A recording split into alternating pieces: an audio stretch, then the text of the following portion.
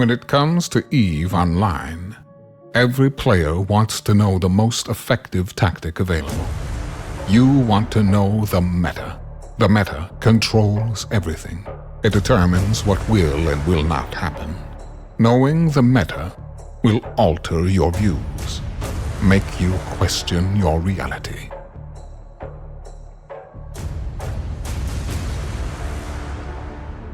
It might even make you laugh. And now, you're part of it. You're watching The Meta Show.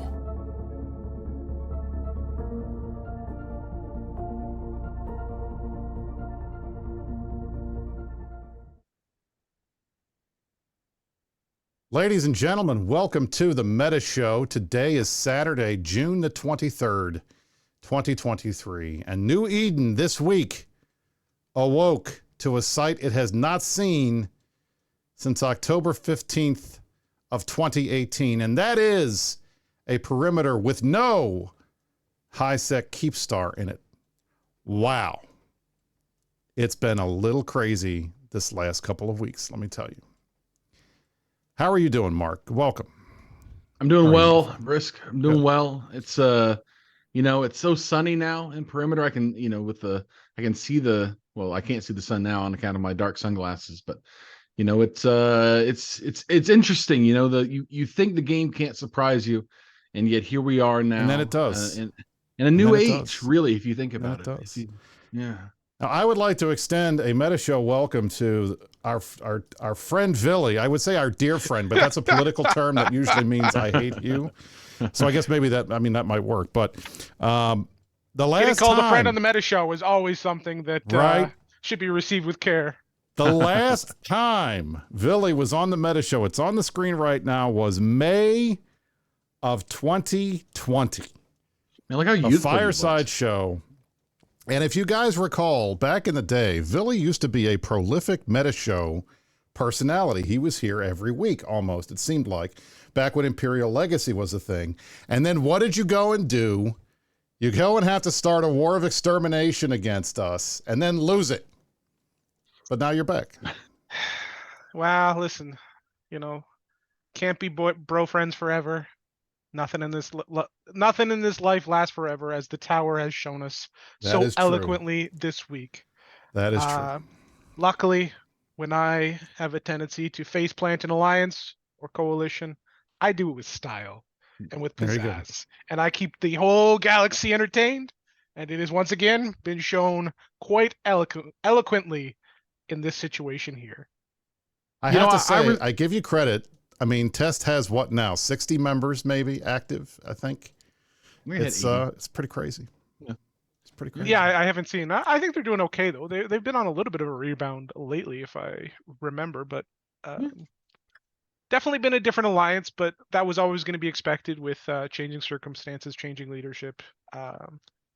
And when Test took its first painful fall at the end of Fountain and moved to Losec, they were in a pretty rough shape at that point, and there's nothing to say that they can't rise from the ashes like a phoenix again. I've got faith in Sapo and the crew he's got over there. There's good people, and good people can always achieve great things if they put their mind to it. 100%. Now, you've been in Pandemic Horde for how long? A year and a half, 2 years, I think. Do you have any leadership role over there? Or are you just running First Royal Fleet Corps? Is that it? Or do you have another role besides that? I just run my corps. Obviously, I do some FCing intermittently here and there when they need somebody who can run something. But otherwise, that's the only thing I really do with Horde. I participate in PL, BFL, the kind of SIG that's over in Pureblind, and that's lots of good content. But otherwise, I stay out of the leadership stuff. The time in my life for spending ungodly amounts of EVE per day is just that time of my life is over. I can no longer do what I've done, let's say. And that was one of the things that I think was one of the biggest criticisms of the Tranquility Trading Consortium, was that potentially you could have all this ISK rolling into people who aren't really that active, right? And that was something that people complained about. But how long did you run the TTC? I mean, you're still running it now, right? So 5 years. 5 years. So Okay. I was the one who anchored the tower. I was the only person holding director for basically the entire stint. So that it always ensured that in case Test had a coup or a leadership change or problems, etc., there would be a situation where only one person held the keys, and I am one of those despicable honor Bushido people, so I was never going to let the people get screwed, and that was going to we were hoping that would be a thing. Like if you would let the TTT go, my understanding from what I believe CCP Swift said publicly was if you had let the TTT hours. Yep. If you had let the TTT go abandoned and drop all of the loot that was in it. Mark, how long was it? How long? 46 hours. It would take 46 hours for all of the loot to populate. That's how much shit was in the TTT. Do you know off the top of your head how many clones died when the clone bay went offline? Do you have that information? So usually you get a mail, but for whatever reason, I did not receive a mail that I'm shocked. X number of clones had been lost. So Mm-hmm. Obviously the tower mails, like all of the structure kill mails so far, have been bugged to some degree or another. So my guess is just either the size of the number was so large that it just didn't generate, or the system has just been breaking under the size of these kill mails, I guess. All right. So I wanted to walk everybody through because I want to be bluntly honest. The whole tale, and I hate to sound like Matterall here, but the whole tale of the rise of the TTC, the rise of the HiSec, the perimeter HiSec Keepstar, this is fascinating to me because this is something I think that's fundamental to EVE Online. This was a pure sandbox play, and it arose largely because of the creation of Citadels back in 2016. Now, Billy and I were laughing about this. If you all recall, and I don't know how many of you even remember him, this was, go back into your brain pile, and many of the longer-term goons will remember this. Wilhelm Arcturus got it exactly. The biggest anti-Imperium guy on the face of the earth, with the possible exception of Olmeca, even worse than Vili, was Gevlon Goblin. And Gevlon was, among other things, a prolific troll. And at the same time, he sometimes managed to come up with a couple of things that ended up happening. And if you look at this is an article that he wrote on his website, The Greedy Goblin, March 11th, 2016, while they were, before Citadels even launched, before the Citadel expansion even launched, this was a conversation that was had amongst him and others about what would happen when players could throw down structures and create their own markets in various places. And he flat out said it. He said, based on the way that these structures would work, the amount of money entering the economy would be astronomical. And he used the February of 2016 numbers for it, but he calculated that under this, people would pay a 16.3 trillion-esque transaction tax over the course of a month and a 45.3 trillion-esque broker's fee. That 45 trillion-esque would go directly in the pocket of the person that ran these structures. And he said, well, what does that mean? It means that the Trade Hub Citadel would make all of this ISK, all of the rest, more ISK, more ratting, more ISK than all the ratters combined in EVE without even having to log in. And he was right. And then he went on to be, again, even more prescient and say that anybody that did this, any single entity that did this, would get completely destroyed by everybody else wanting to blow them up, which is exactly what happened. So, Billy, do you remember what between Citadels being dropped and you creating the TTC along with the rest of the nullsec autocrats, what was the state of market hubs in HiSec back then? So I just want to clarify one point there because he's throwing out some pretty insane numbers, and the final numbers. Yeah. They were a little high. Gevlon was a little off. Yeah. I don't think you ever made that much. The strongest month the TTT ever had was 2.2 trill for the record that I can remember. So like when you talk about numbers like 45 trill, that's like pretty much insanity level numbers. Yeah. But 22 trillion-esque is still not anything to sneeze at. 2.2. 2.2 trillion. That's still not anything to sneeze at. No, it's good money. It was very relevant money for running the variety of coalition and alliance services that the various alliances involved needed. But when it came to the original situation, what had happened post Citadel patch was you had a number of groups, and I can't remember the name of the original person who had kind of been fighting and competing over the Fortizar markets in Perimeter. Was it still I Choose You back then? So there was somebody that preceded I Choose You. Okay. It was a person, I can't remember the name. It was like a Mary or Tom kind of name, like something very simple. And they had been fighting with I Choose You, and Horde had been coming in on the side of I Choose You, and they'd been fighting over these markets for many, many months at this point. High-sec mercs coming in from various sides, Horde coming in from, the top rope with gigantic fleets to support their associated side. And it was resulting in just this very chaotic environment where, a market would be up for, 3 weeks to a month, but then it would be taken down or replaced by another guy, and then be up for three weeks to a month, and then replaced by somebody else, and back and forth between I Choose You and some other groups.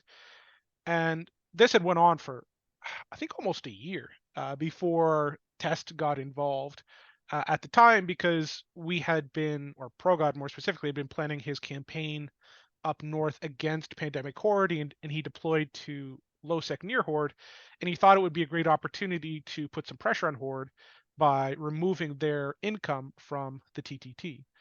And as part of that operation, we killed the Fortizars that they had, and we were looking for a way to really lock in our control more than Horde had done.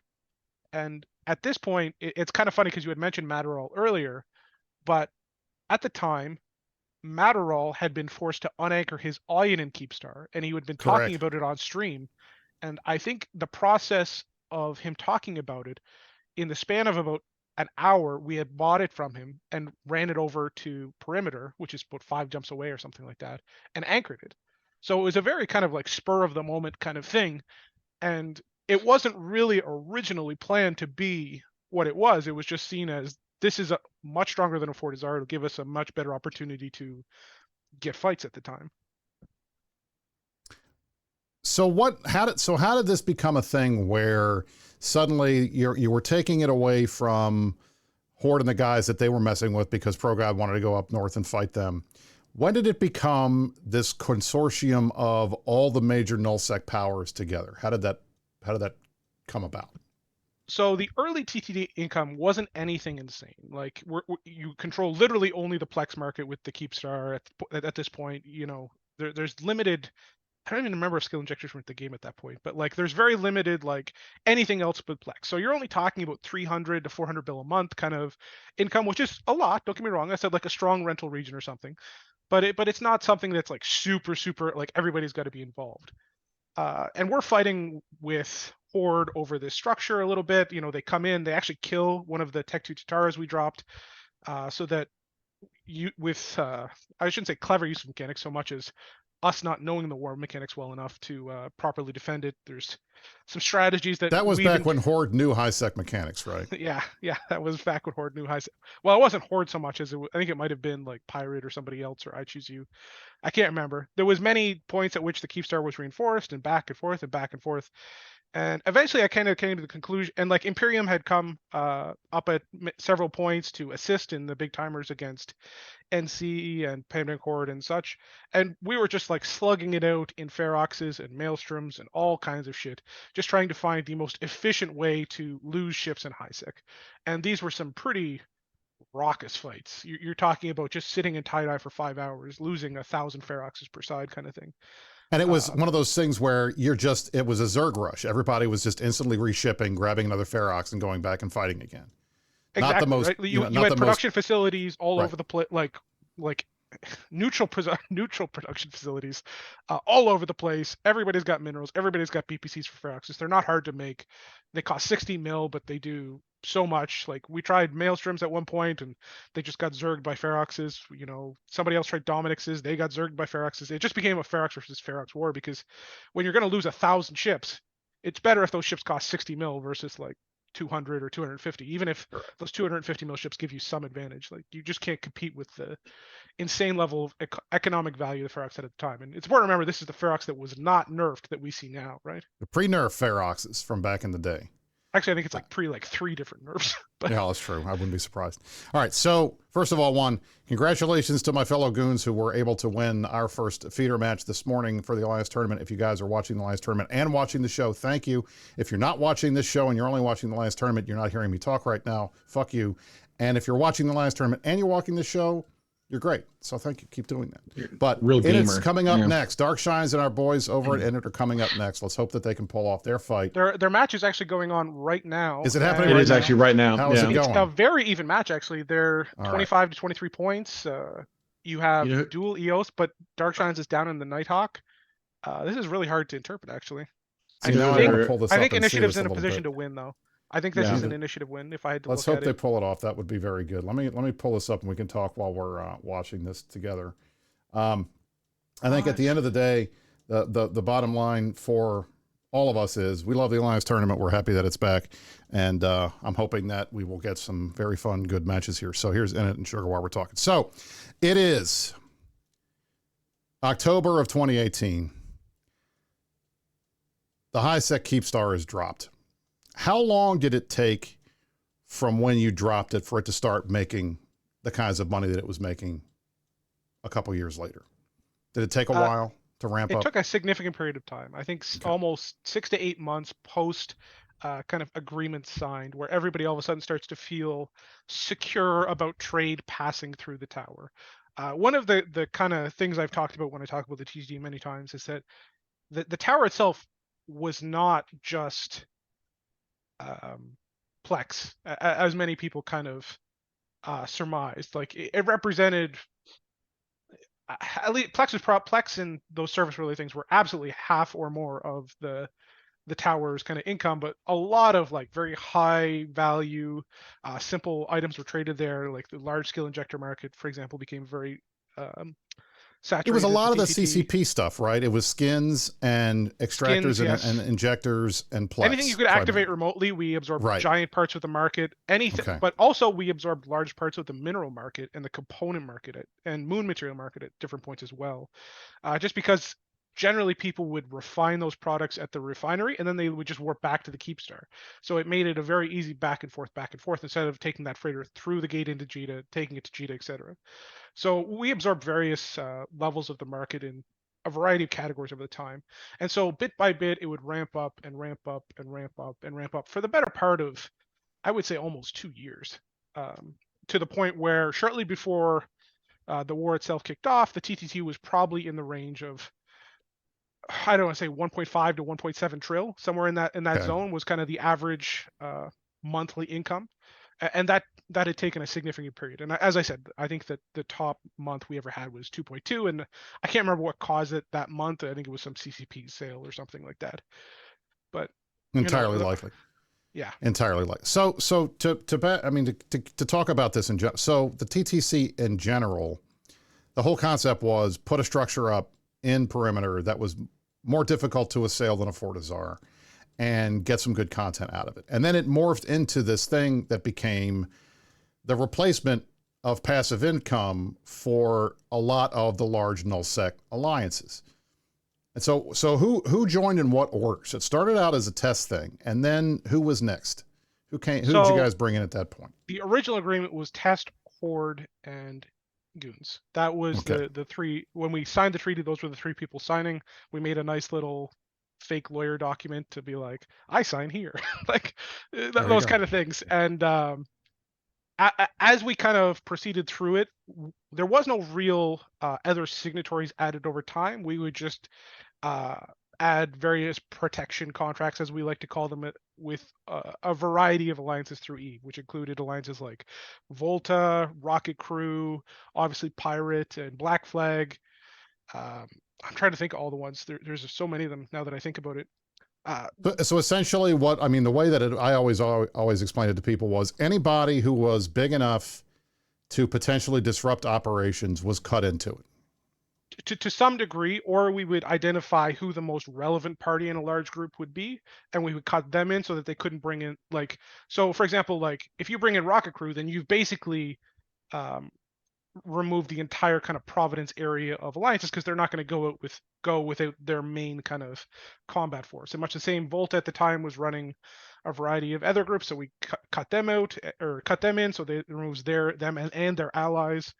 Snuff, for example, at one point we were running the low sec Q star, removes them and their allies, and you just bit by bit you're able to keep large groups of the Eve population happy by paying off specific certain groups throughout the time. Standard kind of bribe strategy. I don't know what it's called. Well, I mean, essentially anybody that could mess with it, you wanted to just cut in. It was cheaper to bring them in and give them a slight piece of the action rather than have to try to defend this thing over and over again from groups that could mess it up. So it makes perfect sense to me. That, I think, was the biggest issue that a lot of people in Eve had about the TTC, was that this became a nullsec feeder group. It was simply a way for the nullsec guys to take money out of the game. We were making obscene amounts of ISK. I don't think anybody really understood how much it was. And I think when you think about it, 2.2 trillion sounds like a lot. That was the best month ever. And it's still split between, multiple organizations. So what do you think was the biggest single payout to any organization? What was the most somebody would make? Well, I mean, in that month there, Tess would have pulled in nearly $1 trillion. Okay. So that would have been in the largest singular payout. Generally, the way we operated the wallet is every time it would hit 100 bill, I'd try to split it. We've changed it in more recent months to like we only did like end of month and mid month kind of payouts. But back when it was making a little more money, we would just every time the wallet hit 100 or 200 bill, I would do my best to pay it out, to the various alliances. So now, Mark, how does this make you feel as a tiny little rich wormholer to know that these poor nullsec guys were making so much more than you and your fucking blue loot? Does it hurt? Here's what I'm going to tell you about this. That is truly so much money. Truly, truly, truly so much money. And it's not surprising to me because it's not nullsec money. It's high-sec money that the nullsecers are just like gripping onto and keeping for themselves. Like, let's not pretend that this is like the wealth of nullsec being redistributed to the upper 1% of nullsec landowners. Like, this is high-sec trade money. Like, well, to be clear, this is CCP's trade money more than anyone else, right? Because that's what we're undercutting. It was taking money away from the sinks, is what it was doing. Yeah, right? yeah. But the money wasn't being generated by all the hardworking nullsec Ishtar crabs. It was being generated by wallet warriors and Jita, or I guess wallet warriors and perimeter in this case. So, correct. It's a fuck ton of money. I'm not going to pretend like it's not. Wish I could have gotten a cut of that money. My group's not that much smaller than Test is, and Test is getting cuts of this thing up until the very end.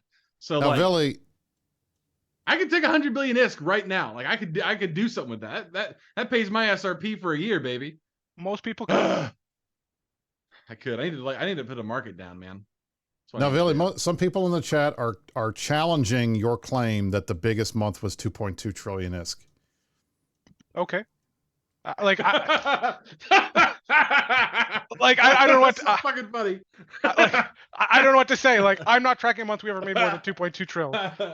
And obviously the Imperium had somebody with wallet rights the entire time from basically the TTD's inception. And I'm sure. Well, your second in command was Imperium, right? I mean, pretty much, if I recall. Well, there was really no second in command with the TTD, okay. But I ensured at all points throughout the TTD's operation, I did my absolute best to ensure transparency, because generally agreements like this don't work unless everybody feels they can audit the way things are done. So if there was a month where we made more than that and I hadn't paid that out, then obviously people would have been like, what the fuck, So yeah, I mean, I've seen a variety of numbers. I think Oz put up one and it said like 2.4 or something at one point. But the reality is I'm not tracking a month we ever made more than 2.2. Now, if Maybe I we had get 2.3. if I had access to the Imperium numbers, I would give them to you guys, but I don't, unfortunately. And Kazanir was supposed to be on the show today. Unfortunately, he's in the mountains with his internet is spotty. We were hoping we would have him so we could go over these numbers and challenge Billy if we thought he was bullshitting us. But unfortunately, we don't have Kaz, so I don't have the ability to do that. I'll have to challenge him on other things, which we'll get to in a minute. But I wanted to ask one last question, because there was a question that was asked, well, two more questions. Well, a question that was asked in the chat. At its height, how many groups were being paid out from the TTC? The highest number at any point probably would have been 9, I think. So Okay. no, it would have been 10. So the 3 main signatories, 2 protection, 4 protection plus 1. So what 3, 2, 4, 1. Yeah, so 10. 10. I got it. Okay. Now, you have some of the biggest autocrats in the game together. For a very long time, the Mittani was in charge of the Imperium, and he was our guy on the TTC, and it became Asher. You had Gobbins, you had Vince, you had obviously yourself. When you left, I guess Balder took over for Test, but you were still running the thing. So during the war, was there any situation, any times where it felt like that this thing was going to crumble when things were in bad shape? Or was this, everybody was just happy to get their money and they weren't going to try to upset the apple cart even during the war? During the war, we always had kind of this weird conundrum where I think the Oh, and by the way, ladies and gentlemen, thank you. CCP, welcome. All of you who are watching the Alliance tournament, we are here talking about the Oh my God. The failure or the destruction of the Tranquility Trading Towers with the CEO of the Tranquility Trading Consortium, Villy, in his first Meta Show appearance since May of 2020, before the Great War, where he wanted to exterminate us. So we are having an interesting conversation here. Thank you all for joining us, and we hope you will stick around to learn about what else happened during the rest of this week, because it was a very interesting week here in EVE. And congratulations to my boys in It and others who won their feeder rounds today. Now, was there a lot of politics? I mean, I cut you off to say hi to our Raiders. Yeah, no, absolutely. And I understand it. Hey, CCP, good stuff. And right. good stuff to the initiative boys. You did well in that last match. They did. I was very pleased. I'm sad that they headshot Darkshines, by the way, you sons of bitches. What else? You got to shoot the right person, right? Right. Very wise wormhole tactics. Yeah. But no less shacks this time, so we're good. Throughout the course of the war, the TTT was, I don't want to say fragile, but I think there was this weird kind of environment that developed where I think the Imperium was not sure they could kill it, and at the same time, the other side of the war was not sure they could defend it. So it hasn't been particularly talked about, but there's a number of ways to actually kill the Keepstar that require literally nothing more than a full fleet. Like, if you know what you're doing, you can literally just kill it. Like, so we weren't confident we can defend it, and I think the Imperium wasn't confident they could kill it. So there was a number of people throughout the war that petitioned me to cut goons off, and there was a number of people that wanted the Imperium out of the agreement. And I'm not going to say that I held them in entirely because, this is the way things were, but I didn't feel that the income generated throughout the course of the war was hyper relevant to the Imperium. I thought the Imperium was more than well off. I felt to a certain degree that the TTT should remain neutral. It should actually do what it's said it's going to do, which is stay out of nullsec wars. And I managed to keep it going throughout that. So I was pleased, regardless of the outcome, that it managed to survive it, and it kind of worked out well in the end. Now, how consequential was the TTT income to your war effort and Test during the war? So the TTT income for Test, like pre-war and throughout the war, represented at some points 60 to 70% of Test income. Wow. What kind of question is that? It's like I want to know. I want to know. Brisc, it's hundreds of billions of ask a month.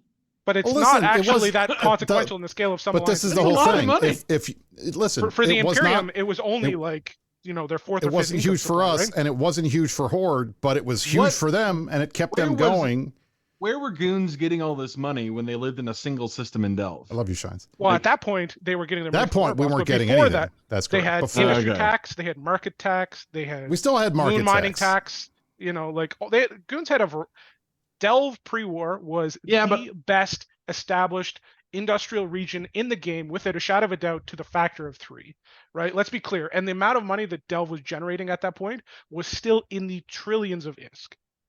Yeah, And yeah, it was I one get that. constellation, Mark, you shit wormholer. No, okay. Just saying. Oh, sorry. Oh man, the constellation. Wow. So during the so it's safe to say that the TTT kept test in the war longer than it would have otherwise, because that was the bulk of your SRP was coming out of the TTT. So that's interesting.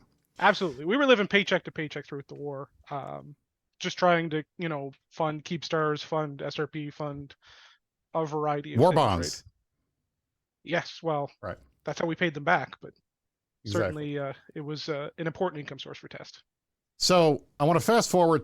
Mittani leaves the Imperium in July of last year, and Asher takes over. And I know that Asher, for the longest time, was not a big fan of the TTT, but who in their right mind is going to look 100, 200, 300, 400, potentially, multi-hundred billion-esque gift horse in the mouth and say, fuck this, we don't want it anymore. Wait, I know Shines did that, but I know most people would not have done that, and Asher didn't for the longest time. But I want to fast forward to February of 2023, when I think the unraveling of the TTC and the TTT finally really is where it started. So I'm going to throw up on the screen. This is a chat log from the internal conversations that the autocrats had in the Tranquility Trading Consortium's Discord. And this comes back. This is from February the 2nd, 2023. Asher proposes that, first of all, one, Billy needs to step down because Black Flag, which was one of the organizations that the TTC had been hiring for a while to interdict other potential competitors in HiSec, as well as protect the TTT, had been war decking a number of Imperium alliances, and we got fed up with it and we're like, fuck this, stop it. And Asher believed that you were complicit in this. What is your response to that claim? So there's not really much to it. So Black Flag at this point is the reborn version of Pirate, which everybody has known throughout the decades. So main war deck group in EVE. Yeah, so they war deck everybody and they just go to town. So in 2018, or when the original TTT agreements had been kind of ratified, Test had reached some form of agreement with Black Flag. I honestly can't remember. And Horde had an agreement with Pirate or Black Flag as well, based on their I Choose You agreements. I'm not privy to what that situation was. So okay. I had never really thought about, ensuring that the Imperium was taken off of Black Flag's war deck list. And if you see the other log, you can actually see me trying to sort through the problem with Rive, who was the Imperium manager, to ensure that the issue would be solved. Obviously, it never did get solved because nobody wanted to communicate, but I did everything in my power to resolve the situation. And I think in terms of the TTT, my conduct has been about as transparent as humanly possible. And so I did my best to allay any concerns, and that's really all I could do. All right. So Asher demands, first of all, one, Villy must immediately step down and be replaced by an administrator that holds the confidence of all members. Second, he wanted to change the payout structure of the TTC insofar as PanFam and the Imperium would get an equal cut at the tier 1 level, the top level. And then secondarily, Winterco and B2 would get a second tier cut. And Test would be removed completely, because at that point, this was February of 2023, Test was tiny, and they had almost no actives, and they were essentially a low-sec faction warfare group at that point. The comment right afterwards, the exchange between Balder and Asher is absolutely ice goddamn cold. It's pretty funny. It's incredible. So Balder responds with @Asher, no. And then Asher says, sorry, I meant to ping everyone but you. Your discussion is not relevant. Your vote is not relevant to this discussion. In this discussion. So it's like, hey, and that's it. So essentially, there's a conversation had about this. Now, the controversial thing here was the cutting out of Test, because Test was arguably the founding member of the TTC. Villy was in Test when it was created. And at that point, they were still getting funds. How much money was Test making back in the February, or how much were they making at this point, Villy? Do you know? So post-war, there had been a conversation with Mittani where their cut had already been heavily reduced by 2/3.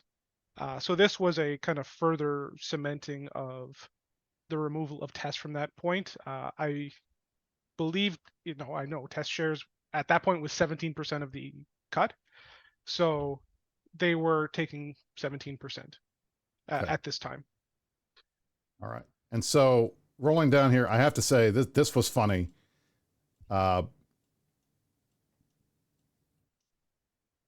Naraus took quite a bit of exception to the idea of not only cutting Test out, who had joined Winterco here, being on equal footing with B2, but putting them on equal footing with B2, who he really does not like, who he calls, we might be slightly less powerful comparing to the Imperium, but you introduce a combination of clueless clusterfucks and tag them as an equal block. That's absolutely inappropriate. So Naraus was a little mad at the idea that B2 would be brought into the TTC. Now, Brave. Has Brave ever gotten money from the TTC? They've ancillary received income from the TTC through Test, but not as a specific receiver, let's say, of TTT funds direct. Do you know what specifically they got from the TTT?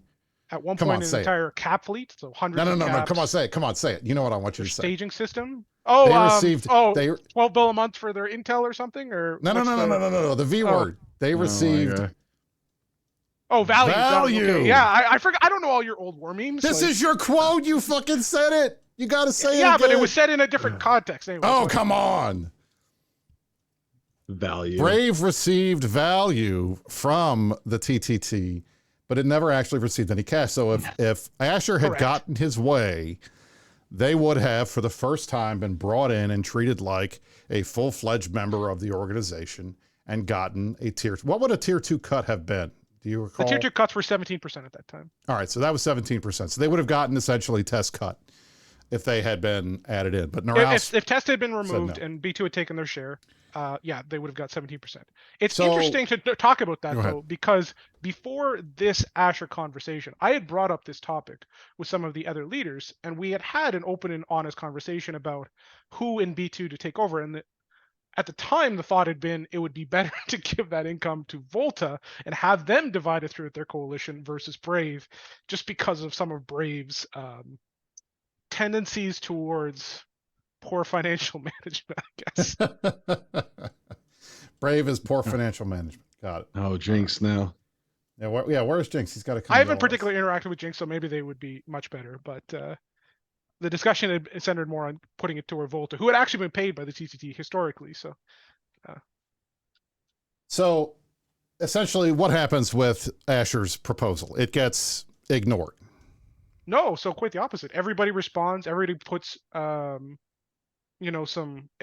input or provides some discussion about it, and then Asher never responds. So we just kind of wait there. And I obviously try to, in the back room, sort out the Black Flag issue with Rive.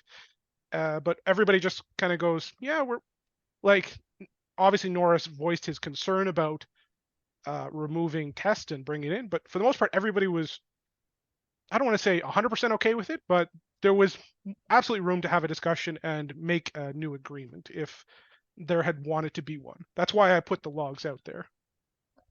And so from that conversation on the 20th, or on the 20th, I believe it was the 20th of February, through until just last week, Asher did not make any comments in that channel anymore. Is that right? Correct. He said in a Reddit post that he had chosen specifically not to speak in that channel. He had checked the treaty to see if he had to speak or something. So yeah, there was no further comments from Asher, period. So and that was my understanding. Having talked to Asher, he said he double checked that there was no requirement that they engage in conversation. So he simply went dark. And then the rest of the story. So we come to June the 14th, 2023. And what do we have? We have patch notes from CCP right after the launch of the Viridian expansion, which happened the day before. This was a Wednesday. We scroll down, and under structures and deployables, we see these magic words. No more Keep stars and Satoyos can no longer be anchored in high security space. Existing XL structures will be fully functional, however, once they have been unanchored or destroyed, they will not be able to be replaced. So as Americans woke up and were ready to celebrate raucously their Flag Day on June 14th, they got to celebrate doubly because Keep Stars and Satoyos could not be anchored. Now, this was not in and of itself immediately damning to the TTT because they were grandfathered, right? It was, and flat out, it was the structures were grandfathered. They would not be going anywhere. They would stay and still be fully functional. You just couldn't add any more. Now, what happens next? Well, what happens next is almost immediately, and by immediately I mean the next day, Asher announces. The next day? I thought it was like 7 hours later. Well, it was pretty close. So the post hit Reddit. Let me see here on Wednesday. Yeah, all right. So it was a couple hours after the post goes live. It hits Reddit on June 14th. And Asher makes a ping that effective tomorrow, the Imperium will be withdrawing from the TTC. Now, the reason for that, as I understand it, was the treaty required that if you were to leave TTT, you had to do it after a payout period. Is that correct?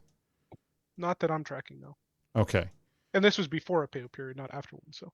Okay. All right. So my understanding was that the payment period was like the 14th or the 15th or something, and that he was leaving right afterwards, so they would get the last payment. Now, do you know, did the Imperium ever get its final payment? No. Is it going to get its final payment? Absolutely not. You son of a bitch. I'm sorry. Like, I was very clear. Like, if you like, I 100% would have actually paid the Imperium out its payment post that announcement or whatever. But I was like, you got to talk to us and like tell us what we're gonna do with all these other structures, how we're gonna like, and just nobody talks. So I'm like, okay, well, there comes a point when it's like you got to give people at least a little discussion, and then like as I said, I would have happily paid them out if they would have talked. But, like, you can pay me, I'll give it to Asher. You know, if you don't want to pay him directly, that's fine. Whoa. Hey, listen, right? listen, Billy. Don't give it to him. He's got blue loot. That's it's all long paid out to other entities now. So fuck. All right, well, I was with the shot. So Billy breaks the TTT contract.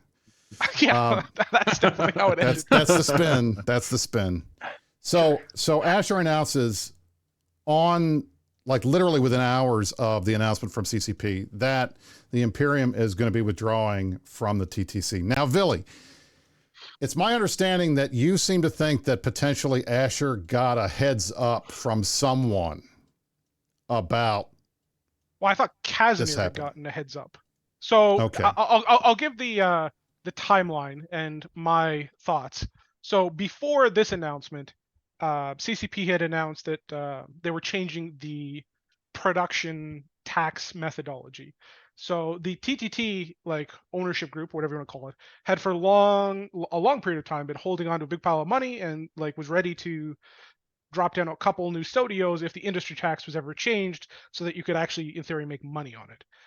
That had been like a long-standing project I kind of had ready in the back, because obviously if something's broken forever, someday, 5 years from down the line, CCP might actually fix it. And this had been the expectation that one day CCP might actually fix the way you make production tax. And so as soon as CCP had announced that one, I'd been like, oh, guys, okay, we're ready to do this. And the Imperium had oddly offered no input at all, neither Kaz or Asher, on that proposal. I'm like, I want to go drop some new structures like right away. This is great. We're gonna have an opportunity to make a whole bunch of money. And I'm like, Imperium, are you guys good with this? You guys good with this? And there's nothing. And then obviously 4 or 5 days later, the CCP announces this, and then it's like, no new XL structures now today. And it's like, I see how you played it, boys. Okay. All right. Because Now, obviously, yeah. Now, here is the deal. I have talked to CCP. I have written permission to disclose some things to clear this up. And Mark is here, and he and I are both on the CSM.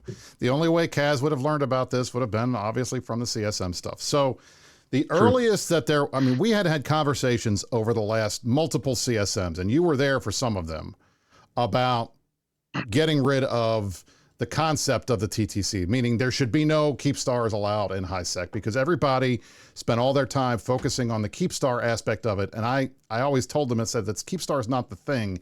It's the fact that you have all of the big nullsec alliances protecting it that makes it what it is. But that argument always fell by the wayside, and everybody was always, it's about the keep star. The earliest that we had heard that CCP was even considering doing anything was the end of March of this year, when they mentioned it in a meeting that, hey, we're thinking about this. What if we do this? How should we mitigate it? And I said, well, look, obviously you got to grandfather the structures that are there. And I think other people said similar things to that.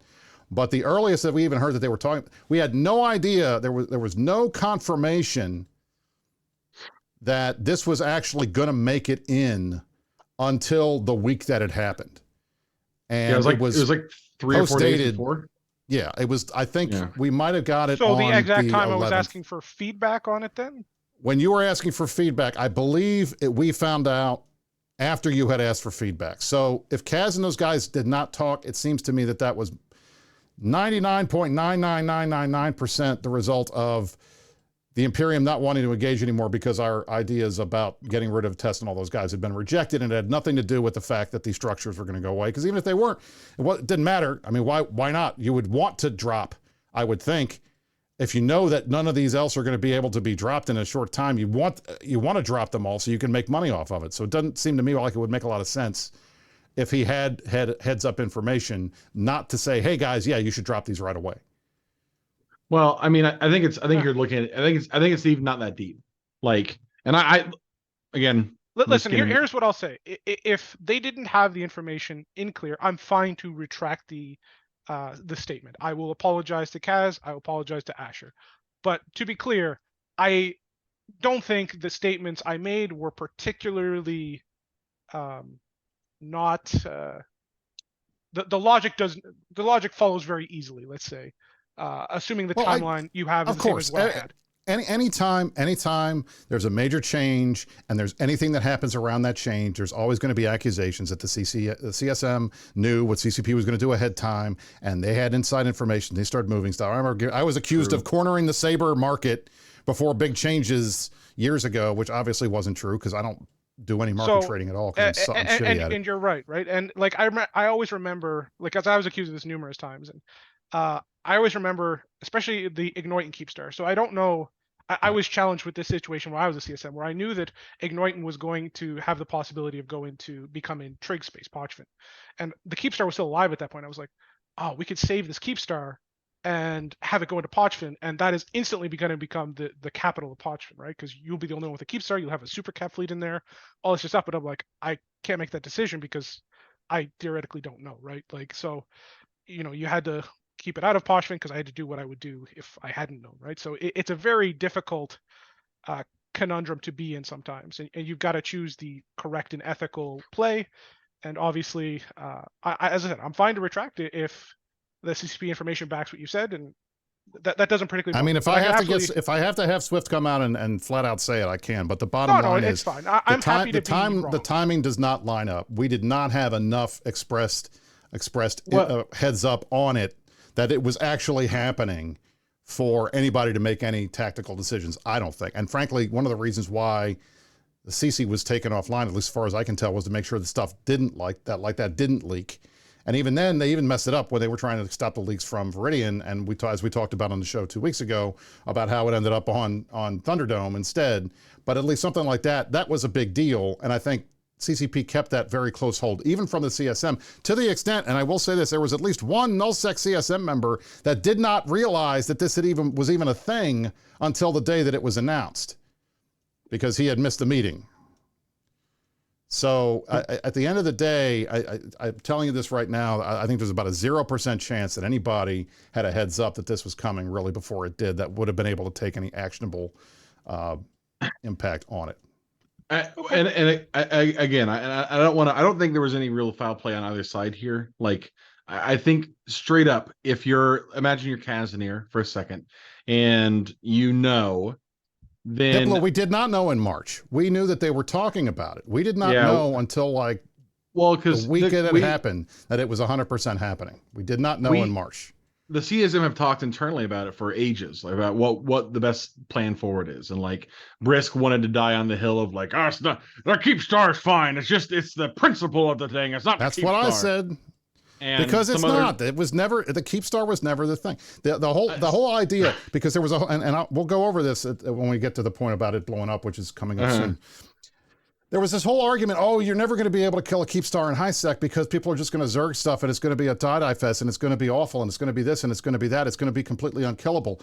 Listen, I've killed more than one unkillable keep star in my EVE career, okay? And I knew that it was not unkillable and it was completely killable, but what was protecting it was not the fact that it was a keep star or that Villy was an asshole and put 5 plates on it, you son of a bitch.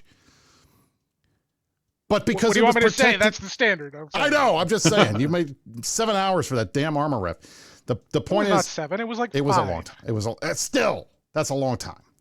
But the point is, it took all of nullsec protecting this to keep it from getting fucked with. It was not the keep star itself. That was what I had already said. So anyway, and it wasn't even just all of nullsec. It was all of nullsec plus like half of lowsec at one point, and like a number of wormholers, and like all of the relevant high sec groups as well. It's not even just a situation of just right. And I mean, if I had $1 for every unkillable keep star that I killed, I would have $3, $8. Oh wow, you killed some unkillables. I did. I killed 3 of them in Rage. I killed 4 of them in NPC Delve. Everybody said, you're never going to kill those keep stars in NPC Delve. Wait a second. Yes, I did.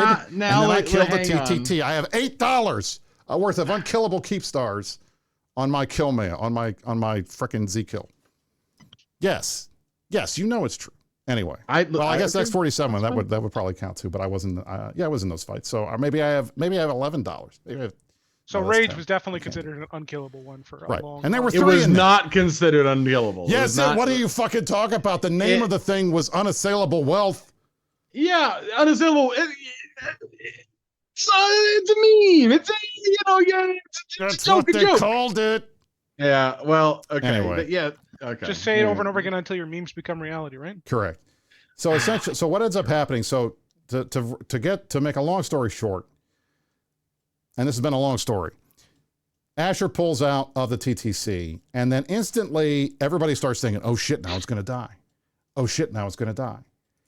True. Next up, FRT withdraws. They go out the next day on Thursday, but then they come back and say, well, no, we're not going to pull out until goons get rid of their domain Satoyo because they have a high sec Satoyo. So we're not going to go. We're going to go and defend what happened, the armor timer. And so I still don't know what happened with FRT in regards to their being in or out of the TTC, but I guess they're out and then they're in and then they're out. But in the event, it never mattered because we had this lovely post from Gobbins talking about what he was planning on doing as a way to defend the TTT and to point out that goons don't understand. Our enemies' inexperience with high-sec mechanics led them to make a little oopsie, which allowed us to put select war assist for the timers today. Their whole idea was that goons, because we were going to come and hit the armor timer of the TTC, they would go and attack all of our friends that were going to come along, and then that would make the fight against the main TTC even longer and harder, and it would be impossible for them to really defend it, except for just one thing, which is Gobbins doesn't understand high-sec mechanics as well as he thinks he is. And the first comment, the top comment from a gentleman named Sickler Rogue on Reddit says, So what happens when allies just no-show for the armor timer? PH max forms to watch goons kill the TTT armor contested. Well, what's going to happen? Well, that's what happened. So Gobbins, in his infinite wisdom, knowing everything there is to know about high-sec mechanics, here is a photo of him preparing for the fight. Knows everything about high-sec mechanics. Going to happen. The result was 5 hours later, according to Villy. The armor timer wasn't that long, because was funny enough, the armor timer, the timer was actually pretty reasonable. It was not like that bad compared to the hull timer. Oh yeah. Oh man. So the result, and finally, finally Gobbins admits, yep, we fucked up. We made a mistake. Because they pulled their allies back, the two Sotios when the system repaired, all of the goons' allies had CTAs. However, their numbers turned out to be much lower than I expected, whereas we're somehow really good. So instead of us getting a more even fight, it turned into a blobbing the goons' allies into tethering and all this stuff. And then boom, the result was, hey, you know what? We should have timed our own assist versus goons to go in at the same time as the FRT one. That was a mistake in hindsight. And the result was the TTT armor timer, which should have been a massive blob, should have been a massive brawl, should have been a big ass fight, turned into nothing. It was uncontested.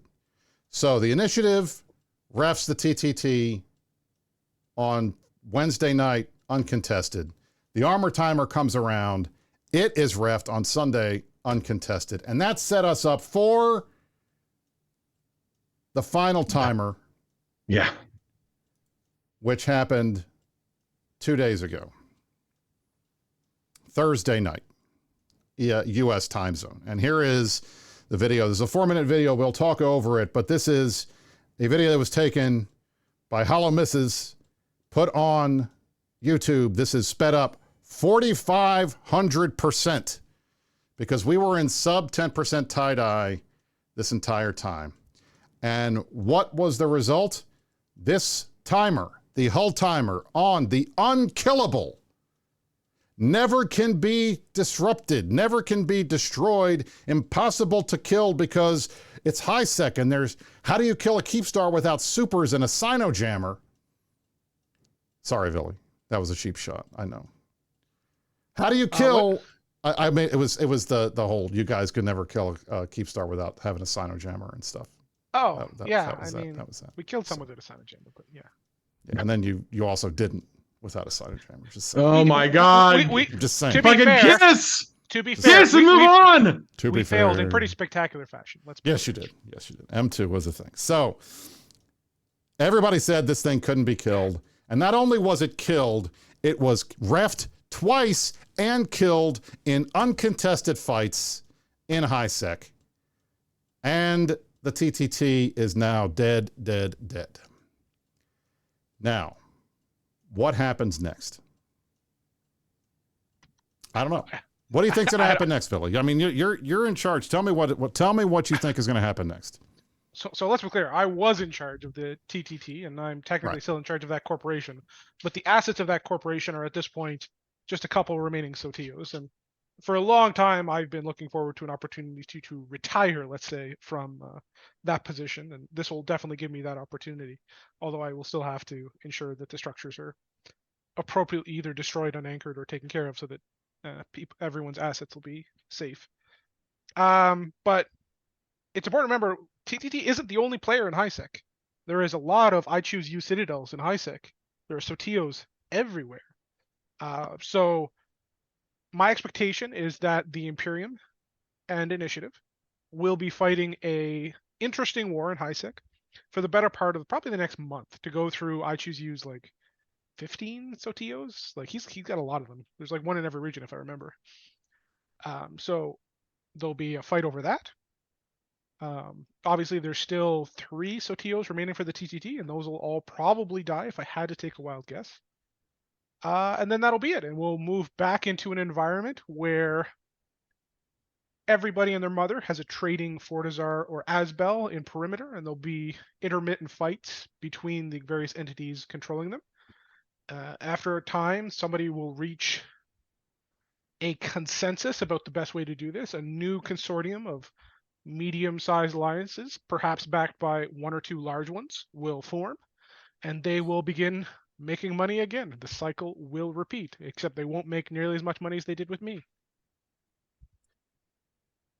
How long do you think it's going to take before all the nullsec groups decide and recognize that it's time to go back and do what we were doing before and make all of our money this way? I mean, Mark, do you think that that's I don't think it'll happen. I don't think all of the nulls. I don't think all of the nullsec groups will come back into the consortium the way they did. I honestly don't think the Imperium, especially, will particularly be interested anymore. I could be wrong.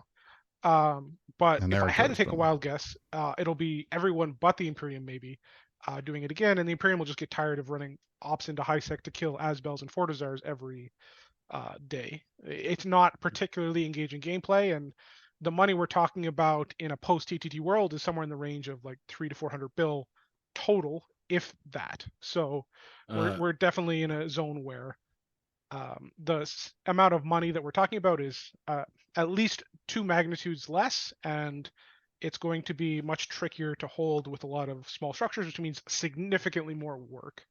So if I had to take a wild guess, at least the Imperium, possibly others, will just say this isn't worth the effort. I'd just like to say thank you, Twitch, for deciding in the middle of that to just run 7 ads. Yeah, I've got 8. Thank you very much. Right now. Sorry about that, guys. We have no control over it, unfortunately. Anyway. Damn. Mark. Yeah, that's rough. Yeah. What's your whole feeling about this? Because of all the people that I know who are huge anti-TTT fans, you are probably in the top 3. So how do you feel today? Besides cool because you're not wearing a shirt. That's true. It's really, really hot here. I thought it was gonna be cool today. It was not.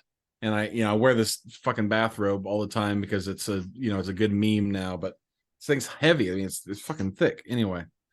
Man, I don't know. It's like I've always been of the opinion, and I've made this clear, both last year during the campaign trail, internally, in our discussions as CSM, when talking to all of my own people, that I think the game is more interesting when people are shittier to each other, and not like shitty in a way of like IRL shitty. Like I don't think people need to be causing other people IRL stress, but like the game is more fun when people are like not so friendly to each other.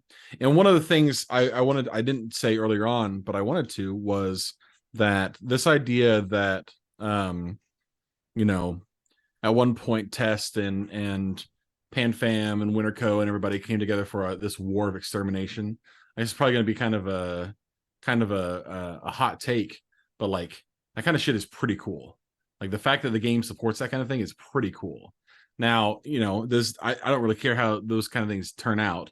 It doesn't make a difference to me at all, right? But the game is more interesting when people are willing to shoot each other, and when people are willing to put assets on the line and willing to put time on the line. Like one of the things that we talk about a lot in Wormhole Space, me and the select cabal of close people I keep nearby, is that in the aftermath of Hard Knocks, who that corp has more or less closed down at this point, there isn't really the same kind of like there's nobody else with that kind of momentum anymore. There's nobody else who does the same kind of things that they did, and that is, some people like it more, some people like it less. I tend to lean towards liking it less. I think groups that are like that, who have personnel and resources dedicated just to killing other people in game, is really, really good. I think it makes the game healthier and more interesting. So if this tower going down has the long-term effect of making these nullsec blocks less likely to diplo each other away from content, then I feel strongly that the support we've given to this initiative over the last year or two has been worth the effort. However, if like our esteemed guest predicts, it just opens up room for another block or group of blocks to establish themselves in the same way that the TTC did, and maintain that same kind of, blue chokehold on the game, then I will gladly and with fervor, with spirit even, be the first person to call for the dissolution of those blocks as well. I said it when Shines left the Imperium. I said it when they broke up the Southeast a couple months ago. The game is better when people are willing to kill their neighbors. It sounds like a kind of insane thing to say, but like, this is a game full of fucking sociopaths. So I'm not too upset about that being labeled the guy who says that. So the funny thing is, I don't Sure. disagree with you, and especially as someone who has been willing to play the villain, I most certainly do not disagree with you. I think the unfortunate reality is that the mechanics that we are given by CCP determine and influence the way in which players will react. So if you give players a passive income source, and the best way to interact with that passive income source is to split it, and the option for not splitting it results in insane amounts of work in an environment which is not particularly fun, players will almost certainly choose the first option. They will choose to split it, right?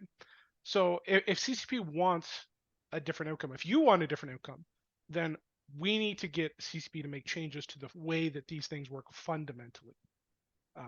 It's not just on the player's situation, it's on everybody, right? The reason the TTT worked for so long is because the mechanics made it so. And just to be clear to Marky Mark, the fact that the TTT worked for so long did not mean that the members inside it didn't hate each other and want to fight wars all the time, or weren't engaged in a war of extermination with each other at the time that they were making money off the thing. In fact, as we noted before, it kept the war going longer because at least one of the major players was able to actually fund their alliance when they had no other money coming in through the revenue from the TTC. So I don't know whether or not this is going to have a positive impact on stuff going forward, because I don't think it ever had a negative impact on the idea that we were all fighting each other. Yes, Villy and Gobbins and the Matani and others might have sat down and happily split the proceeds while arguably hating each other more than they ever did before. At the same time, nobody's going to look free money in the mouth, but it certainly didn't stop us from fighting each other at the time. And I don't think it's going to make it more likely that we fight each other in the future. I think the reality is, and I've told CCP this because they never seem to get it, for the most part, in EVE Online, big groups do not fight other big groups because of money or resources or any of that shit. It all comes down to personalities. It all comes down to personal stuff. It's, I don't like this guy. This guy said something to me. This guy hit on my girlfriend in a bar or something.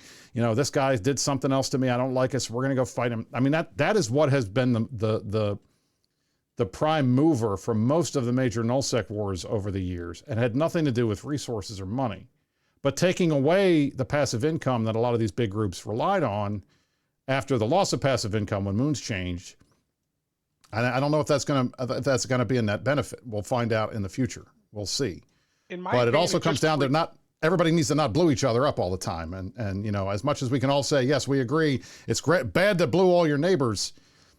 Yeah, people tend to do that a lot. In my opinion, the problem is that to run an alliance or a coalition at the scale to which the large alliances are run, and even smaller alliances, is incredibly expensive for the economic resources those alliances are given. To run the Imperium or to run PanFam or any of these other groups cost hundreds of billions of ISK per month. To run an SRP problem costs hundreds of billions of ISK per month. So for these alliances to exist, they need that level of income. And that's like the baseline. And that money has to come from somewhere. They have to tax things.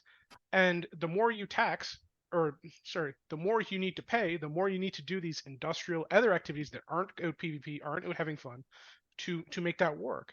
And it forces people to be chained to kind of the fields at home versus out there having fun to make their alliances run. And I feel like the loss of the TTT will just further exacerbate that problem. That's more time alliances are going to need to spend sitting at home doing boring industrial stuff, doing boring parchment stuff, doing boring wormhole stuff, doing boring whatever to make money for their alliance versus just getting some money put in their cup that they can then spend on fun adventures, I guess you would say.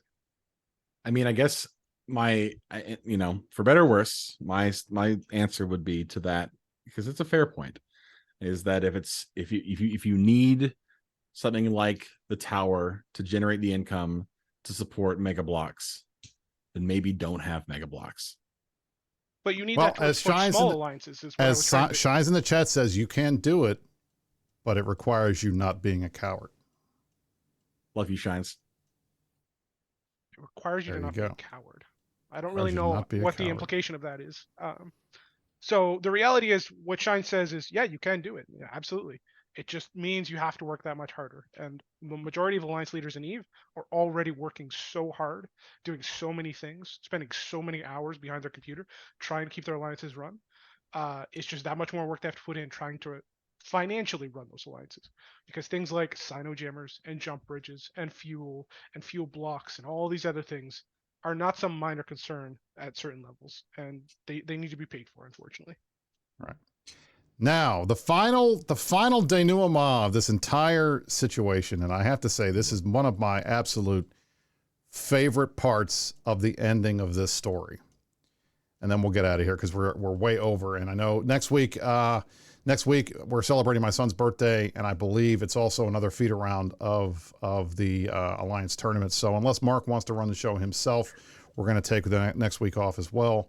I'm casting and next then happy weekend, July 4th to everybody. There you go. So yeah, that was going to be a problem anyway. So we will see you in 2 weeks. So you get extra show today for that. Final denouement of this situation. So FRT pulls out of the TTC. The Imperium pulls out of the TTC. The one group that was left standing to defend it if they so chose was Pandemic Horde. So why didn't Pandemic Horde show up for the final timer to at least get some easy kills and mess with Goons and Init and Brave and all the other groups that they had war decked who were shooting the Keepstar on the final timer? Well, here is the story. Our dear Pensive Peach himself, Mr. Gobbins, chose not to defend the final Keepstar timer. Why? Because our friends in Strybog refed the Horde Skarkon Fortizar with a timer that came out 8 minutes after the final Keepstar timer of the TTT. So Horde had to decide whether they wanted to save their precious, Gobbin's precious Skarkon structure, one of the last ones that they own in Pochvin, his favorite place, because there is nothing our friend Gobbins loves more than his precious in Skarkon. And instead of coming to the TTT to mess with us on the final timer, they went and saved the Skarkon structure, which I have to say is, wow. I don't know. I have to, at some point, we have to have Gobbins on the show. It makes sense, does it not, to save the armor timer of a Ford versus trying to save the hull timer of a Keepstar in a situation where almost certainly the hull timer is going to die. So I know. I just thought it was very cute that, again, and I noted this before and I will continue to note it because it amuses the hell out of me, having spent so many times arguing with people about how the structure was unkillable because it's a Keepstar in high sec, that this thing died. Not only did it die, it didn't die with a bang, it died with a whimper. And the potential ending, the potential maybe we could get a good fight out of this, didn't happen because Horde went to Pochvin instead, where they are desperately trying to make fetch happen and have been for years now. So I'll tell you, listen, and this is the last real comment I have about all this whole drama. I agree with Seema, the comment that he made on Reddit the other day, that if nothing else, the tower has given people something to do when at a time when there really is not a whole lot to do. It's the middle of the summer. There's not a whole lot going on. We've got AT feeders that are just now starting to kick off. Aside from some very slight regional drama, this was something that everybody was talking about. It was in the news. Everybody had something to say about it. And when it went down, there were like 3,000 people in perimeter when it happened. I know I was there. Like that, these kind of things matter to the game. I think like these kind of things make a difference because stuff like this is the kind of stuff that people talk about. And as social a game as Eve is, it's important that there are things for people to talk about. So yeah, it is what it is, the passing of a giant or whatever it is. But like, it's cool that these things can still happen in the game after 20 goddamn years. So I'm glad that it is gone. I've preached that was gone. But when something like that happens, it's one less thing, I guess, out there to really make people talk about. So there you go. All right, ladies and gentlemen, this has been the Meta Show for June the 24th, 2023. We discussed the rise and the fall of the TTT. We were joined here by TTT CEO and Imperium Nemesis Villy. Thank you for coming on the show, my friend. I appreciate the fact that you did that. I know this was potentially walking into a nest of vipers, but I think we treated you fairly. I hope you think we treated you fairly. I have always said, and I've said this throughout the day, the Imperium has a variety of really great players. There's some people I really don't like in here that have whatever. But like any organization, it's full of great people. And I will say this the same as I've always said it. I'll happily continue to be your villain so you guys can have your heroes. And I wish you all the best. There you go. Mark, any final words before we get out of here? Man, I don't know. I actually like Billy a lot. I was in test back in 2018, maybe something like that. I obviously missed that on the background check, or you would not be co-hosting the show. I'm just saying. I mean, I really was. I was in test in the long ago. The test was probably the reason why I came back to Eve after having not played for like a decade. I didn't obviously stick around, but like I don't know, I have a soft spot for it. So. You're all right, Billy. You know what? You're okay in my book. That's what I have to say.